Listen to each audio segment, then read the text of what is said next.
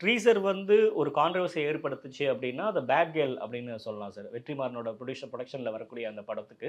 Censorship எல்லாம் okay பண்ணதுக்கு அப்புறமும் கூட ஹைகோர்ட்ல அந்த படம் அப்படி இப்படின்னு அந்த படத்து மேல ஒரு விமர்சனங்கள் இருக்கு. அந்த படம் வெளிய வந்துச்சுன்னா, நெறைய பேர் மனசு கஷ்டப்படுவாங்க அப்படின்லாம் சொல்றத வந்து எப்படி சார் பார்க்குறது நம்ம? இல்ல பேட் கேர்ளை பொறுத்தவரைக்கும் அந்த படம் பேசுகிற கருத்து, அதில் இடம்பெறுகிற காட்சிகள் வந்து இங்க முக்கியமே கிடையாது. என்னன்னா, அந்த பெண்ணை ஒரு பிராமண பெண்ணா காட்டுனது தான் இவ்வளவு பெரிய சர்ச்சைக்கே காரணம். நீங்க யோசிச்சு பாருங்க. தமிழ் சினிமாவுல எத்தனையோ தமிழ் சினிமாக்கள்ல பெண்கள் சரக்கடிக்கிறத பார்த்துருக்கோம். பெண்கள் வந்து ஒரு முறை தவறிய உறவில் ஈடுபட்டதை நம்ம பார்த்துருக்கோம். இன்னும் சொல்லப்போனா, படு கவர்ச்சியாக, ஆபாசமாக நடித்ததெல்லாம் பார்த்துருக்கோம். அதுக்கப்புறம் மாமனார் கூட உறவு வைத்த பெண்ணையெல்லாம் நம்ம தமிழ் சினிமாவுல பார்த்துருக்கோம். அப்படி இருக்கும்போது அந்த படங்களுக்கு வராத எதிர்ப்பு ஏன் இந்த படத்துக்கு வருது? அப்புறம் அந்த கடந்த காலங்களில் நாம் படங்களில் பார்த்த விஷயங்களை தாண்டி இந்த பெண் எதுவும் பண்ணுனதா தெரியல.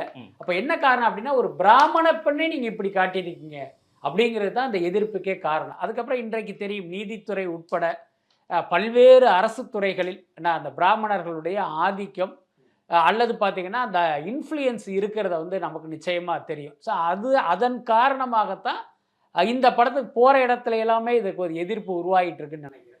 இப்போ பொதுவா சினிமா பார்க்குறப்ப சினிமாவ சினிமாவா பாருங்க. இதுல ஏன் அரசியல கலக்குறீங்க? இதுல ஏன் கலாச்சாரத்த கலக்குறீங்கன்னு சொல்றாங்க. ஆனா இதுக்கு எதிர்ப்பு தெரிவிக்கிறவங்க அவங்களாவே இருக்கிறாங்களே சார். அதாவது நீங்க பார்த்தீங்கன்னா ஒரு விஷயத்த புரிஞ்சுக்க முடியும். இப்போ ஏதோ ஒரு படத்தின் மீது ஒரு சர்ச்சை வருது. அப்போ ஒரு தரப்பினர் என்ன பண்ணுவாங்க அப்படின்னா, அந்த படத்தை வந்து அந்த கருத்தை எதிர்ப்பாங்க. படத்தை தடை பண்ணுங்க அப்படின்லாம் பயங்கரமாக கூக்குரல் இடுவாங்க, போராட்டம் நடத்துவாங்க, ஆர்ப்பாட்டம் நடத்துவாங்க, வழக்கு தொடுப்பாங்க. அதுக்கப்புறம் பார்த்தீங்கன்னா, சில வருடங்கள் கழித்து இன்னொரு படம் வரும். அது பார்த்தீங்கன்னா, இவர்களுக்கு ஆதரவாக இருக்கும். அப்போ இன்னொரு தரப்பு வந்து அந்த படத்தை எதிர்ப்பாங்க. அப்போ உடனே இவங்க என்ன பண்ணுவாங்க, ஏன் நீங்கள் கருத்து சுதந்திரத்துக்கு எதிராக இப்படி இருக்கீங்க? ஏன் படைப்பாளிகளுடைய குரல் வலையை நெருக்கிறீங்களேன்னு இவங்களே கருத்து சொல்லுவாங்க.